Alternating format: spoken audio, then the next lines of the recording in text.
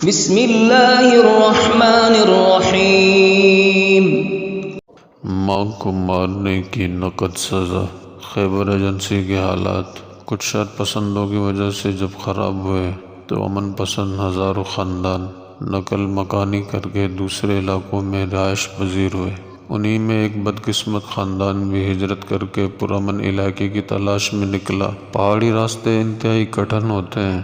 یہ خاندان جو چند افراد پر مشتمل تھا، اس خاندان میں ایک بوڑھی معذور اور اندھی ماں بھی تھی جس کو اس کے خاندان کا کوئی نہ کوئی فرد وقفے وقفے سے اٹھا رہا تھا، اور اس بوڑھی اندھی ماں کے لبوں سے ہر دم دعائیں نکل رہی تھی۔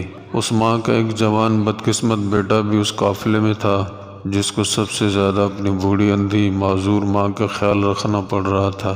کچھ ہی میل فاصلہ طے ہوا کہ وہ اپنی ماں کی اس خدمت سے اکتا گیا۔ اس نے پہلے سوچا کہ اس کو یہیں چھوڑ جاتا ہوں، خود ہی ایڑیاں رگڑ رگڑ کر مر جائے گی۔ پھر دوسرے ہی لمحے اس نے پسٹل نکالا اور ماں کی کن پٹی پر رکھ کر گولی چلا دی۔ بوڑھی معذور اور اندھی ماں کی ایک آہ نکلی اور وہ وہیں دم توڑ گئی۔ اس بدبخت بیٹے نے اس کو کفن دفن بھی نہ دیا اور پہاڑ سے نیچے کھائی میں پھینک دیا، اور خود قافلے کے ساتھ انتہائی مطمئن ہو کر چلنے لگا۔ اسی قافلے میں ایک خچر پر اس کے 2 بچے اور بیوی بھی سوار تھی۔